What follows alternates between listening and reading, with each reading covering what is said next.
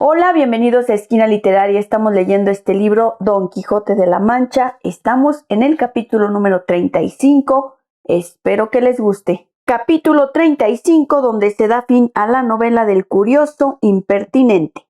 Poco más quedaba por leer de la novela, cuando del camaranchón donde reposaba Don Quijote salió Sancho Panza todo alborotado, diciendo a voces: «Acudid, señores, presto y corred a mi señor, que anda envuelto en la más reñida y trabada batalla que mis ojos han visto. Vive Dios, que ha dado una cuchillada al gigante enemigo de la señora princesa Micomicona, que le ha tajado la cabeza cercen a cercen como si fuera un nabo». «¿Qué dices, hermano?», dijo el cura, dejando de leer lo que de la novela quedaba. «¿Estáis en vos, Sancho? ¿Cómo diablos puede ser eso que decís, estando el gigante 2000 leguas de aquí?» En esto oyeron un gran ruido en el aposento y que Don Quijote decía a voces: «Tente, ladrón, malandrín, follón, que aquí te tengo, y no te ha de valer tu cimitarra». Y parecía que daba grandes cuchilladas por las paredes, y dijo Sancho: «No tienen que pararse a escuchar, sino entren a despartir la pelea, o a ayudar a mi amo, aunque ya no será menester, porque sin duda alguna el gigante está ya muerto, y dando cuenta a Dios de su pasada y mala vida, que yo vi correr la sangre por el suelo y la cabeza cortada y caída a un lado, que es tamaña como un gran cuero de vino. Que me maten», dijo a esta sazón el ventero, «si Don Quijote o Don Diablo no ha dado alguna cuchillada en alguno de los cueros de vino tinto que a su cabecera estaban llenos, y el vino derramado debe ser lo que le parece sangre a este buen hombre». Y con esto entró en el aposento, y todos tras él, y hallaron a Don Quijote en el más extraño traje del mundo. Estaba en camisa, la cual no era tan cumplida que por delante le acabase de cubrir los muslos, y por detrás tenía 6 dedos menos. Las piernas eran muy largas y flacas, llenas de vello, y no nada limpias. Tenía en la cabeza un bonetillo colorado, grasiento, que era del ventero. En el brazo izquierdo tenía revuelta la manta de la cama, con quien tenía ojeriza Sancho, y él se sabía bien el porqué, y en la derecha desenvainada la espada, con la cual daba cuchilladas a todas partes, diciendo palabras como si verdaderamente estuviera peleando con algún gigante. Y es lo bueno que no tenía los ojos abiertos, porque estaba durmiendo y soñando que estaba en batalla con el gigante, que fue tan intensa la imaginación de la aventura que iba a fenecer, que le hizo soñar que ya había llegado al reino de Micomicón y que ya estaba en la pelea con su enemigo, y había dado tantas cuchilladas en los cueros, creyendo que las daba en el gigante, que todo el aposento estaba lleno de vino, lo cual, visto por el ventero, tomó tanto enojo que arremetió con Don Quijote y a puño cerrado le comenzó a dar tantos golpes que si Cardenio y el cura no se le quitaran, él acabara la guerra del gigante. Y con todo aquello no despertaba el pobre caballero hasta que el barbero trujo un gran caldero de agua fría del pozo y se le echó por todo el cuerpo de golpe, con lo cual despertó Don Quijote, mas no con tanto acuerdo que echase de ver de la manera que estaba. Dorotea, que vio cuán corta y sotilmente estaba vestido, no quiso entrar a ver la batalla de su ayudador y de su contrario. Andaba Sancho buscando la cabeza del gigante por todo el suelo, y como no la hallaba, dijo: «Ya yo sé que todo lo de esta casa es encantamento, que la otra vez en este mismo lugar donde ahora me hallo, me dieron muchos mojicones y porrazos, sin saber quién me los daba, y nunca pude ver a nadie, y ahora no parece por aquí esta cabeza que vi cortar por mis mismísimos ojos, y la sangre corría del cuerpo como de una fuente». «¿Qué sangre ni qué fuente dices, enemigo de Dios y de sus santos?», dijo el ventero. «¿No ves, ladrón, que la sangre y la fuente no es otra cosa que estos cueros que aquí están horadados, y el vino tinto que nada en este aposento, que nadando vea yo el alma en los infiernos de quien los horadó?» «No sé nada», respondió Sancho, «solo sé que vendré a ser tan desdichado que por no hallar esta cabeza se me ha de deshacer mi condado como la sal en el agua». Y estaba peor Sancho despierto que su amo durmiendo, tal le tenían las promesas que su amo le había hecho. El ventero se desesperaba de ver la flema del escudero y el maleficio del señor, y juraba que no había de ser como la vez pasada, que se le fueron sin pagar, y que ahora no le habían de valer los privilegios de su caballería para dejar de pagar lo uno y lo otro, aun hasta lo que pudiesen costar las botanas que se habían de echar a los rotos cueros. Tenía el cura de las manos a Don Quijote, el cual, creyendo que ya había acabado la aventura y que se hallaba delante de la princesa Micomicona, se hincó de rodillas delante del cura, diciendo: «Bien puede la vuestra grandeza, alta y fermosa señora, vivir de hoy más segura que le pueda hacer mal esta mal nacida criatura, y yo también de hoy más soy quito de la palabra que os di, pues con el ayuda del alto Dios y con el favor de aquella por quien yo vivo y respiro, también la he cumplido». «¿No lo dije yo?», dijo oyendo esto Sancho. «Sí que no estaba yo borracho. Mirad si tiene puesto ya en sal mi amo al gigante. Ciertos son los toros, mi condado está de molde». ¿Quién no había de reír con los disparates de los dos, amo y mozo? Todos reían, sino el ventero, que se daba a Satanás. Pero en fin, tanto hicieron el barbero, Cardenio y el cura, que con no poco trabajo dieron con Don Quijote en la cama, el cual se quedó dormido, con muestras de grandísimo cansancio. Dejáronle dormir y saliéronse al portal de la venta a consolar a Sancho Panza de no haber hallado la cabeza del gigante, aunque más tuvieron que hacer en aplacar al ventero, que estaba desesperado por la repentina muerte de sus cueros. Y la ventera decía en voz y en grito: «En mal punto y en hora menguada entró a mi casa este caballero andante, que nunca mis ojos le hubieran visto, que tan caro me cuesta. La vez pasada se fue con el costo de una noche de cena, cama, paja y cebada, para él y para su escudero, y un rocín y un jumento, diciendo que era caballero aventurero, que mala aventura le dé Dios a él y a cuantos aventureros hay en el mundo, y que por esto no estaba obligado a pagar nada, que así estaba escrito en los aranceles de la caballería andantesca. Y ahora, por su respeto, vino este otro señor y me llevó mi cola, y ya me la ha vuelto con más de 2 cuartillos de daño, toda pelada, que no puede servir para lo que la quiere mi marido, y por fin y remate de todo, romperme mis cueros y derramarme mi vino, que derramada le vea yo su sangre, pues no se piense que por los huesos de mi padre y por el siglo de mi madre, si no me lo han de pagar un cuarto sobre otro, o no me llamaría yo como me llamo, ni sería hija de quien soy». Estas y otras razones tales decía la ventera con gran enojo, y ayudábala su buena criada Maritornes. La hija callaba, y de cuando en cuando se sonreía. El cura lo sosegó todo, prometiendo de satisfacerles su pérdida lo mejor que pudiese, así de los cueros como del vino, y principalmente del menoscabo de la cola, de quien tanta cuenta hacían. Dorotea consoló a Sancho Panza diciéndole que cada y cuando que pareciese haber sido verdad que su amo hubiese descabezado al gigante, le prometía, en viéndose pacífica en su reino, de darle el mejor condado que en él hubiese. Consolóse con esto Sancho y aseguró a la princesa que tuviese por cierto que él había visto la cabeza del gigante, y que por más señas tenía una barba que le llegaba a la cintura, y que si no parecía era porque todo cuanto en aquella casa pasaba era por vía de encantamento, como él lo había probado otra vez que había posado en ella. Dorotea dijo que así lo creía, y que no tuviese pena, que todo se haría bien y sucedería a pedir de boca. Sosegados todos, el cura quiso acabar de leer la novela, porque vio que faltaba poco. Cardenio, Dorotea y todos los demás le rogaron la acabase. Él, que a todos quiso dar gusto, y por el que él tenía que leerla, prosiguió el cuento, que así decía. Sucedió pues que por la satisfacción que Anselmo tenía de la bondad de Camila, vivía una vida contenta y descuidada, y Camila de industria hacía mal rostro a Lotario, porque Anselmo entendiese al revés de la voluntad que le tenía, y para más confirmación de su hecho, pidió licencia a Lotario para no venir a su casa, pues claramente se mostraba la pesadumbre que con su vista Camila recibía. Mas el engañado Anselmo le dijo que en ninguna manera tal hiciese, y de esta manera, por 1000 maneras, era Anselmo el fabricador de su deshonra,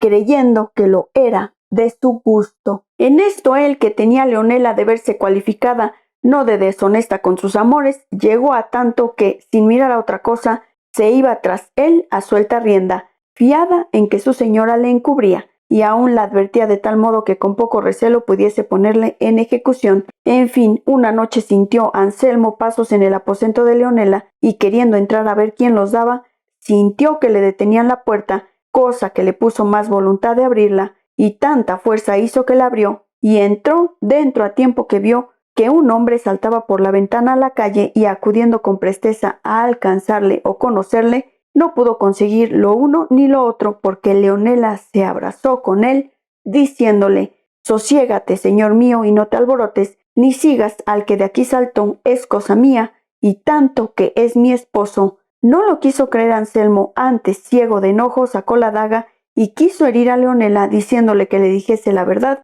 si no la mataría. Ella, con el miedo sin saber lo que se decía, le dijo: «No me mates, señor, que yo te diré cosas de más importancia de las que puedas imaginar». «Dilas luego», dijo Anselmo, «si no, muerta eres». «Por ahora será imposible», dijo Leonela, «según estoy de turbada. Déjame hasta mañana, que entonces sabrás de mí lo que te ha de admirar, y estás seguro que el que saltó por esta ventana es un mancebo de esta ciudad, que me ha dado la mano de ser mi esposo». Sosegóse con esto Anselmo y quiso guardar el término que se le pedía, porque no pensaba oír cosa que contra Camila fuese, por estar de su bondad tan satisfecho y seguro, y así se salió del aposento y dejó encerrada en él a Leonela, diciéndole que de allí no saldría hasta que le dijese lo que tenía que decirle. Fue luego a ver a Camila y a decirle, como le dijo, todo aquello que con su doncella le había pasado y su palabra que le había dado de decirle grandes cosas y de importancia. Si se turbó Camila o no, no hay para qué decirlo, porque fue tanto el temor que cobró, creyendo verdaderamente, y era de creer que Leonela había de decir a Anselmo todo lo que sabía de su poca fe, que no tuvo ánimo para esperar si su sospecha salía falsa o no, y aquella misma noche, cuando le pareció que Anselmo dormía, juntó las mejores joyas que tenía y algunos dineros, y sin ser de nadie sentida, salió de casa, y se fue a la de Lotario, a quien contó lo que pasaba, y le pidió que la pusiese en cobro o que se ausentasen los dos, donde de Anselmo pudiesen estar seguros. La confusión en que Camila puso a Lotario fue tal que no le sabía responder palabra, ni menos sabía resolverse en lo que haría. En fin, acordó de llevar a Camila a un monasterio, en quien era priora una su hermana. Consintió Camila en ello, y con la presteza que el caso pedía, la llevó Lotario y la dejó en el monasterio, y él asimismo se ausentó luego de la ciudad sin dar parte a nadie de su ausencia.